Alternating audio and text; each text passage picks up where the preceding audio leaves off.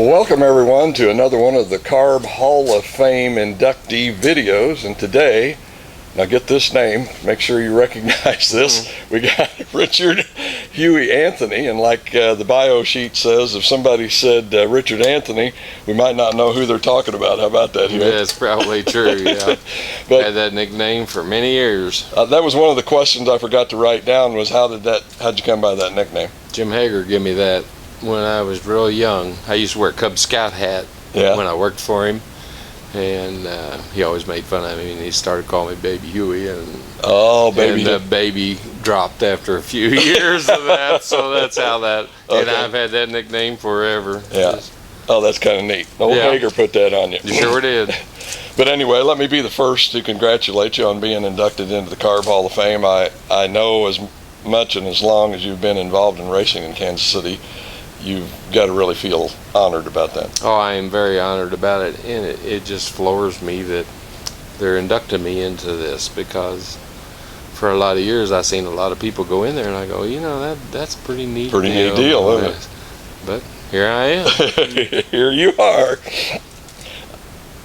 Your story is pretty good about how you first got involved into racing. Well, I mean, I started very young.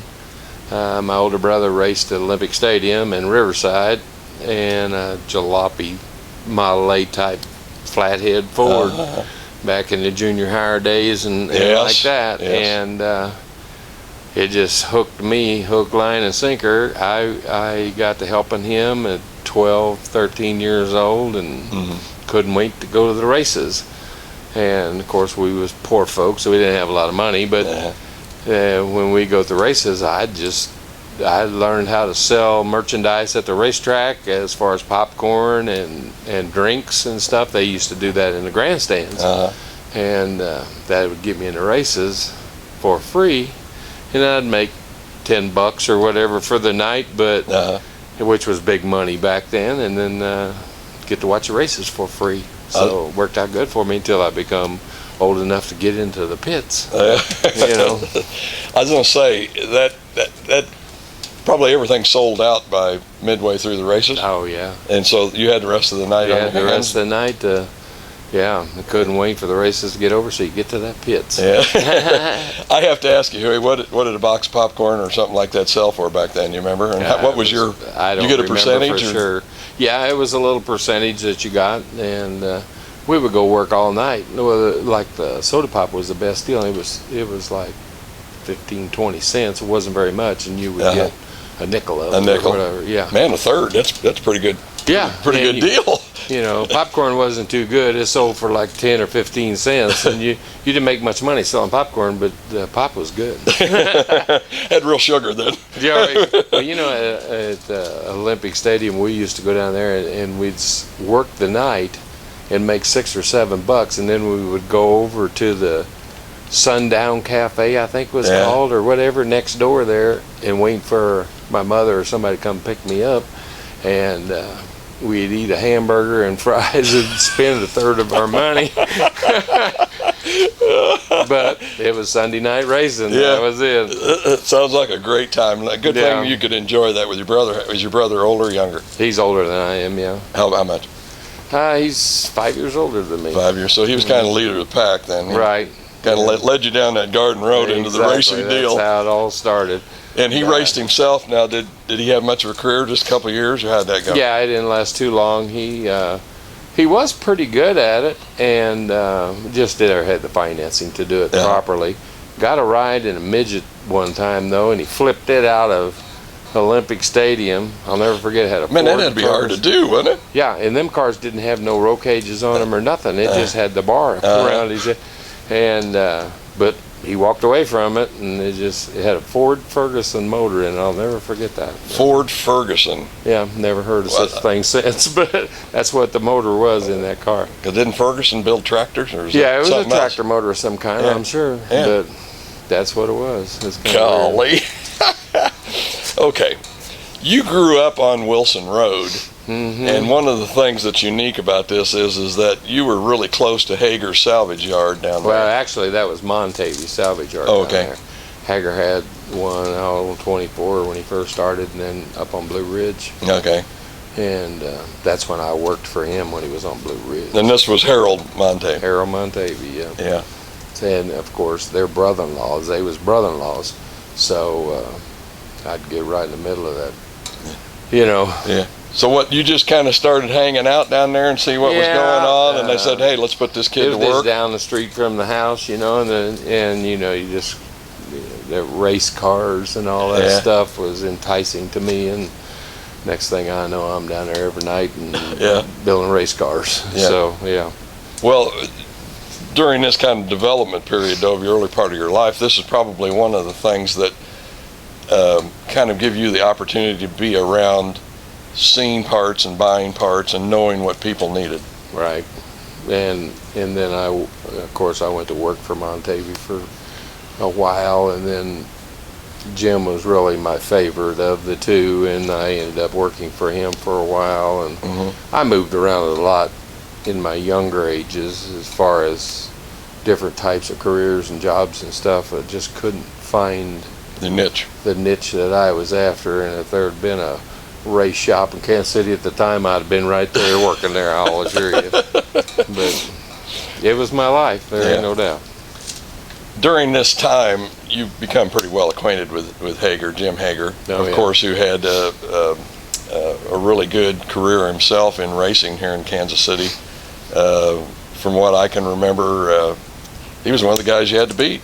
He was, and you know, of course, he always had his little secrets and his little tweaks and his things that how he got things done, and it was pretty unique, some of the things that he pulled. You know,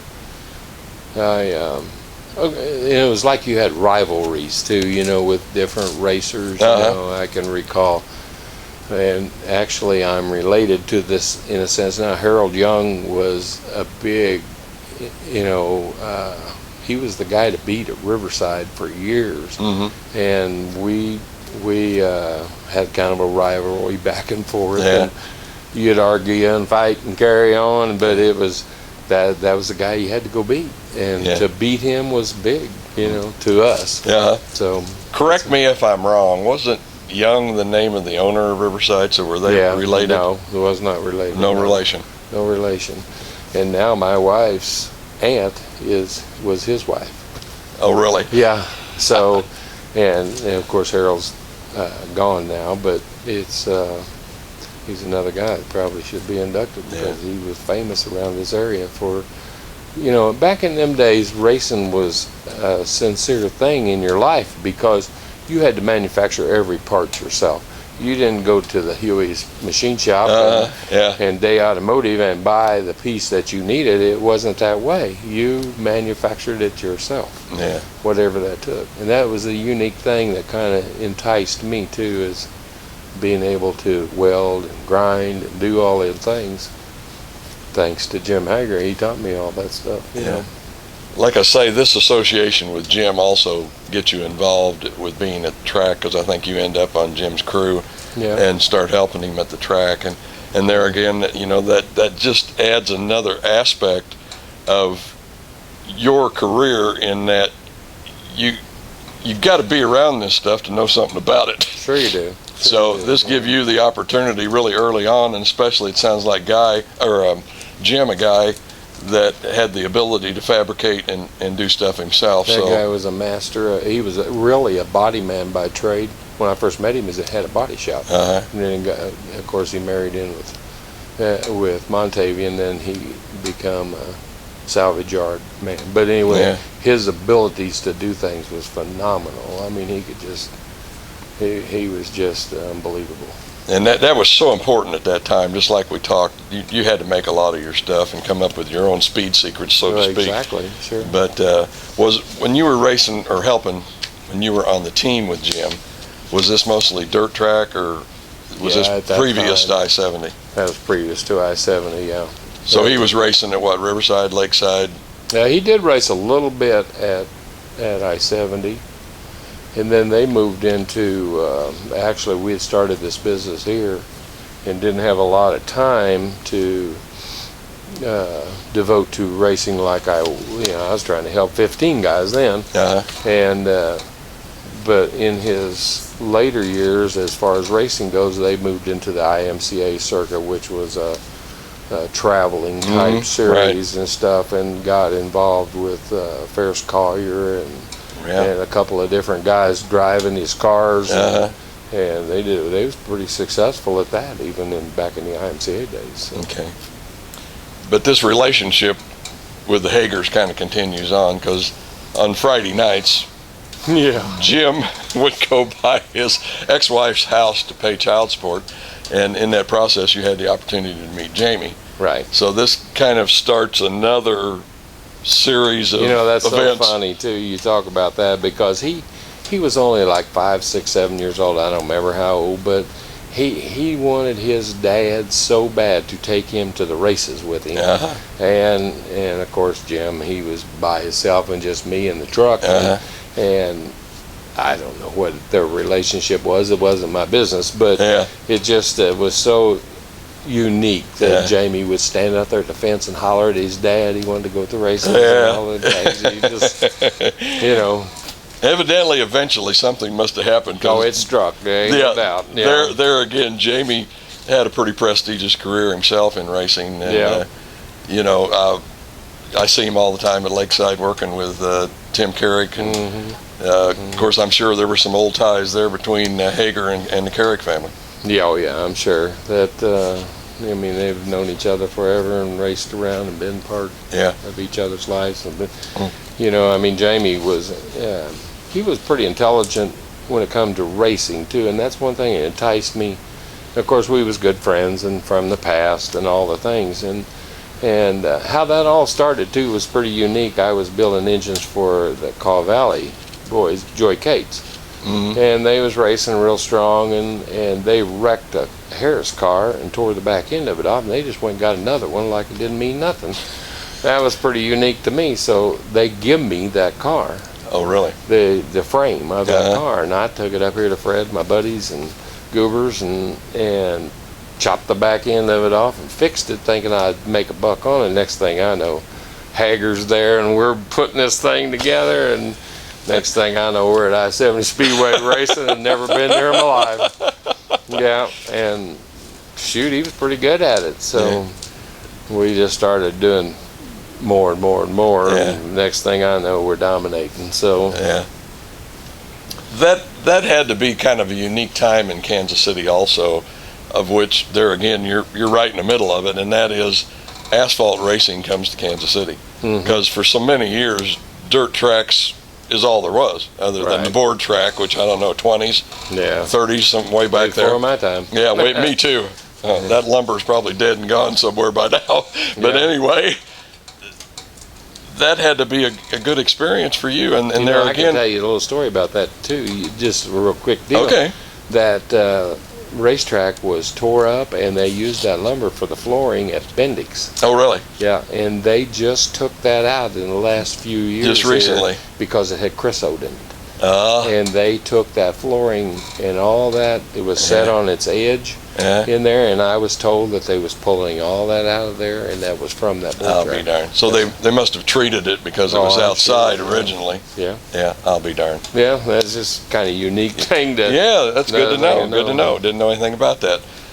But what about this deal with asphalt racing coming in? Like I say, that had to be a whole new learning curve there. I mean, who kind of engineered that? Were you with Jamie on that thing, or you guys worked together? Well, no. There again, my friend Goober was involved in that with Whistler, and we would work. We was building these engines at the time. Well, Suman had built some motors in the Ford stuff for them, and then when they switched from Fords to Chevrolets, we got that business, and then built him a couple of engines, and they was pretty fast and winning championships, and that's how that all really started before we got into the modified racing and stuff. But that was pretty unique racing back then. That's so interesting that you Terry Bivens era. Joe Wallace. Yeah, exactly. Guys like that. Exactly. It's so interesting that there again, it's a second generation Hager that kind of set you on a new line, and there again just fits right into your business with Day Automotive and Exactly. all that. So interesting. It is very interesting. Father and son. Yeah, yeah. And he's like a son to me too. Yeah. You know, I mean, like I said, I've known him since he was a little kid, and I'm just fascinated. It's really a shame that he couldn't continue to race. Yeah. You know, but he's another one that belongs in the Hall of Fame somewhere down Yeah. the road. No, I agree. In 1981 is when three guys get together and actually decide. Actually, it was in 78. Okay. 78. I stand corrected. That's all right. And then, Tell us about that. Who were the three? Well, actually, where did it start? we was at, we used to have a shop down on Wilson Road in the 10 buildings down at Montague's place. And then Now, when you say 10 buildings, let's there were clarify this. 10 buildings. Now, you're talking about not insulated or pretty much, yeah. 10 It pole, was like cold. pole barns? Yeah, that's pretty much what it was, yes. And it was pretty cold in the winter there. And but anyway, John Day, I met John Day. And then he had a friend named Gary Potter that was in the military, and he'd got out of the military, and we would just hang around. And John worked in a machine shop in the daytime in North Kansas City. And he kept saying he wanted to be in business for himself and bought a little bit of equipment. And we started using it a little bit at night after work. And then next thing I know, he decides he wants to go in business. Well, his friend Gary come back from the military, had a little money, found this building right here. And now, when you say building, was this part we're in, or was it this part behind this wall? Yeah, it was the part behind the wall, 2,000 square foot. And it used to be an electric motor repairing place. Okay. So anyway, he bought the building, and here we come. We just moved in here, and it was a plaything for us at first, you know, and a place to go, and we had hot rods and everything else. And next thing I know, John's brought some machinery in here, and he quit his job and was doing machine work in here. So I thought, man, that is a cool business. So next thing I know, I'm right here with him doing the same thing, and have made a pretty good living doing it. So what I'm hearing you say is that John Day was the machinist, and he was more or less your guru and teacher, right? And taught you how to work all this machine, all this stuff that we see sitting around. Yep, exactly. No formal training. None. It just have somebody that takes you and train you, and it's the same way with racing. You see these guys today. It's the same thing. They got this guy over here that's a pit crew, and next thing you see them, they got a race car.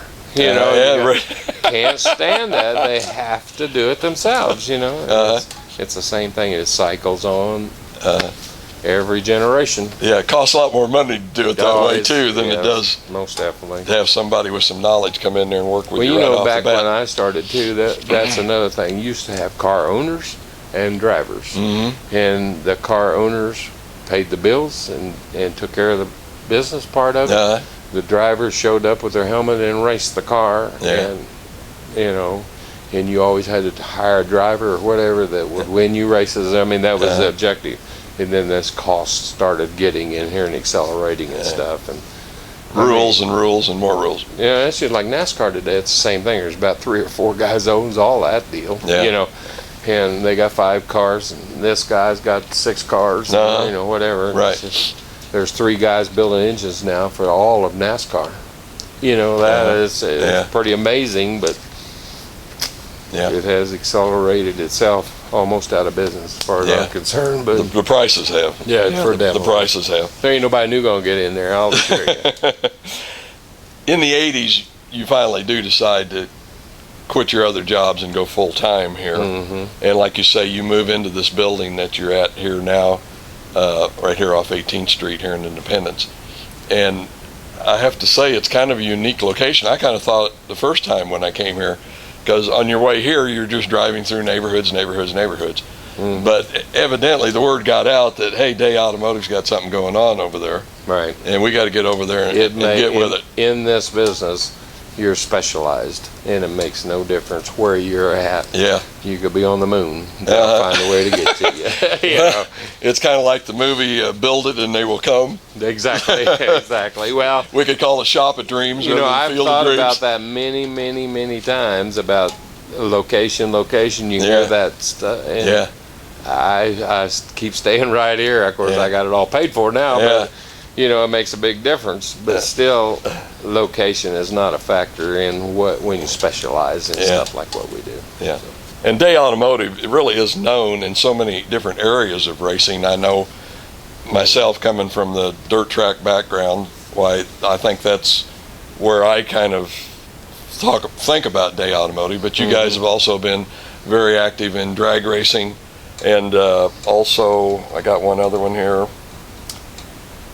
But anyway, I can't remember what it is. Well, the whole deal, Tony Schaefer is the engine guy here. He does all the machine work and builds the engines and stuff like that. We don't even do any circle track motors anymore because supply and demand. We can't supply the product because we are so busy doing so many other things. Yeah. We was just talking about that today, and 2 more engines came in today to work on. And you know, I told Levi, I said, who's going to do all this work back there, you know? And you just can't hire anybody to come in here and do this work.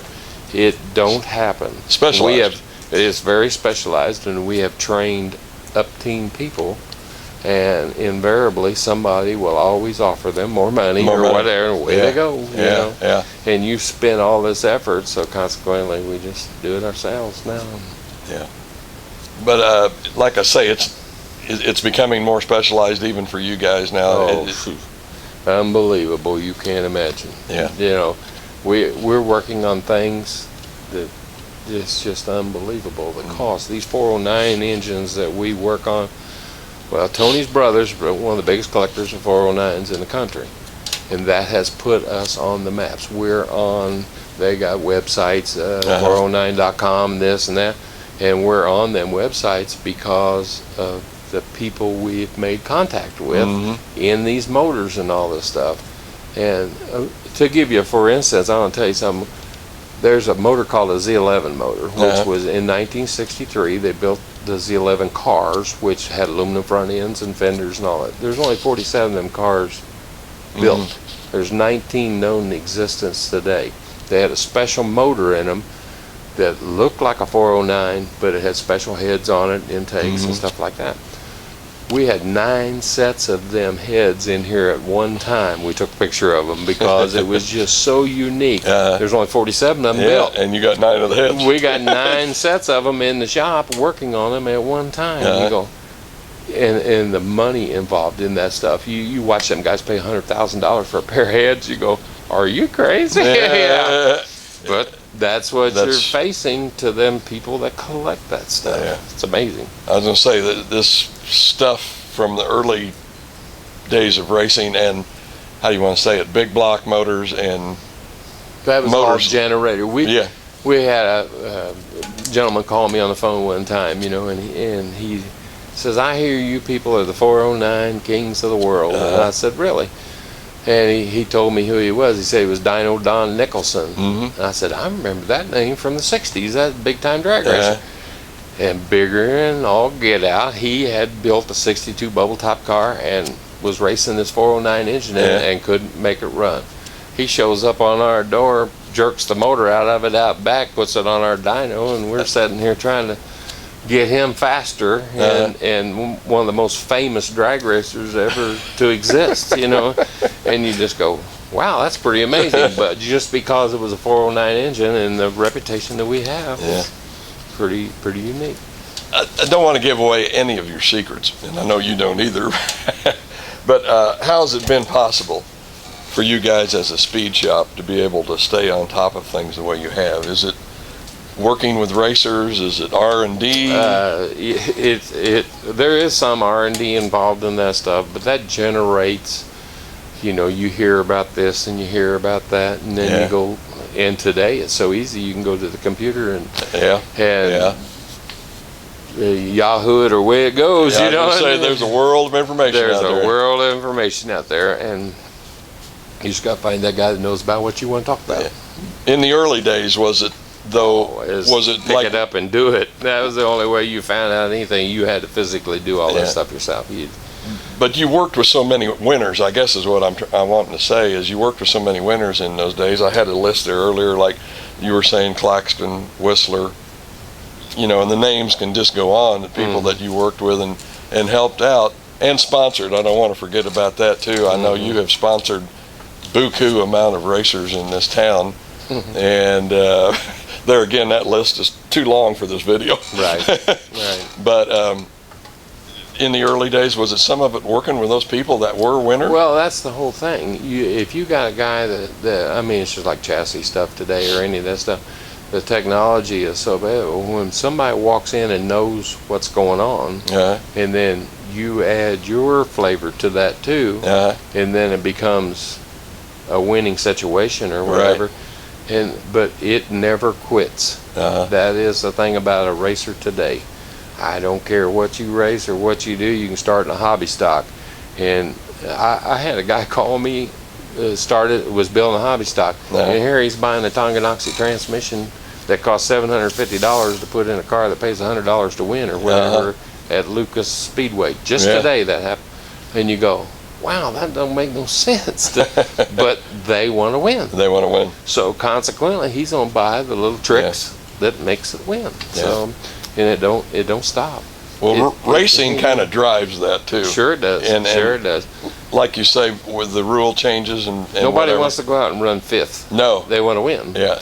So whatever that takes, they're going to do. They're going to do it. Exactly. I know somebody was asking me a year or so ago about, you know, how can drivers afford that? And, you know, I tell them, I say, if a guy wants to compete and be up front, they'll find a way. You bet.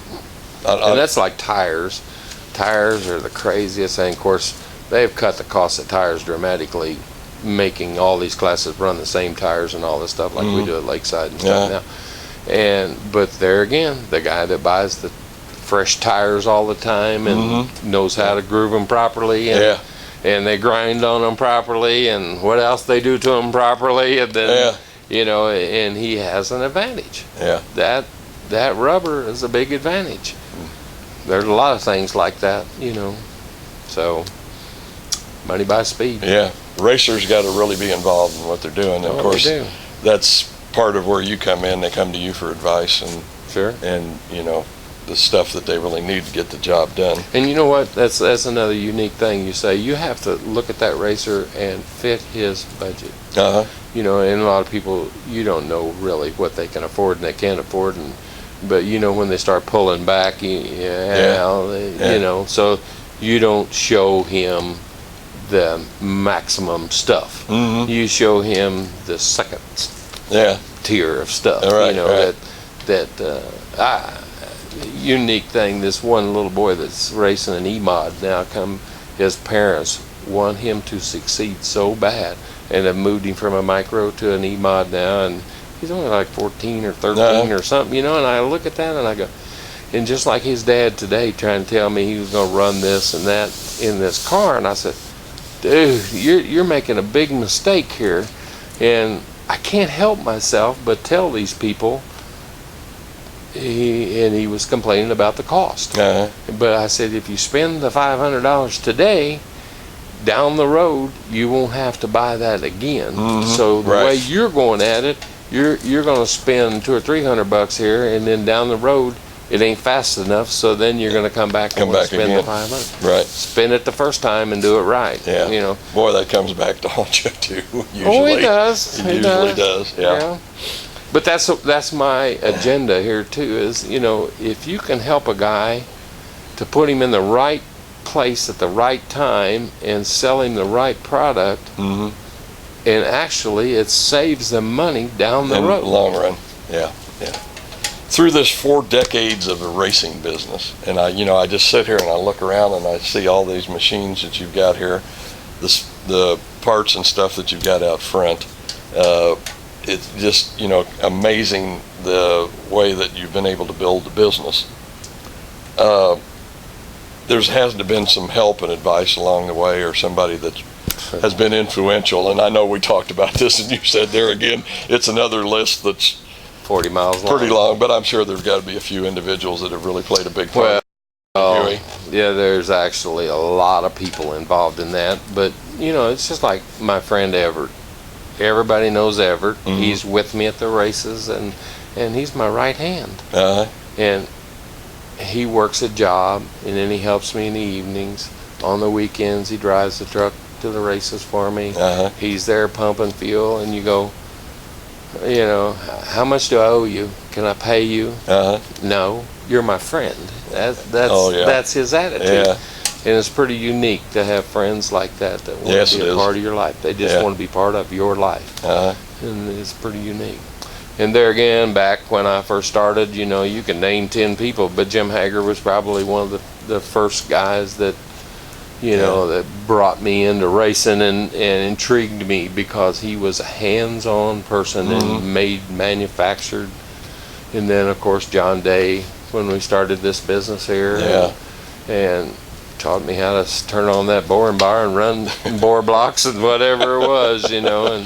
And we done a lot of things like that together as a team too. You know, we didn't know how to balance an engine, so we saved our money and put it together and bought a balancer, and by golly, that ain't so hard. We started balancing engines and doing it ourselves, trained ourselves. You know? I'd love to see something like that someday. Sure, not a problem. Welcome to show you any of that stuff anytime. I interrupted you anymore. Well, that's all right. I mean, you know, they're just on and on and on that goes. You know, my friend Goober, I call him Goober. His name's Frederick. No, he got a shop over here. Very ingenious person. Good craftsman, you know, and he builds things for people all the time. Bumpers and cars. He's building a modified up there right now. Dirt modified is no doubt going to be a front running car. He's just that guy. Sounds like I say, just a bunch of people that go into it. But man, you look back over all of it, would you do it again? Same way? No, I wouldn't do it the same way. Okay.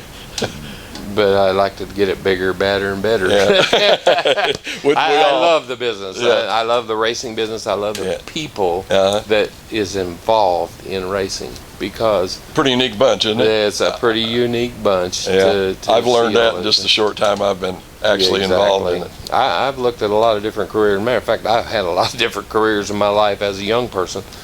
From auto glass to salvage yards to worked at GM, worked at IMCA Circuit, worked at Lake City. I've had some good jobs, but I always quit them.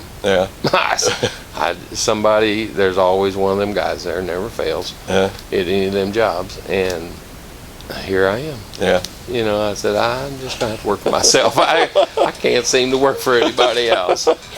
I am sure that there are many individuals in racing that would credit you and your shop with really being a big part of their success in racing.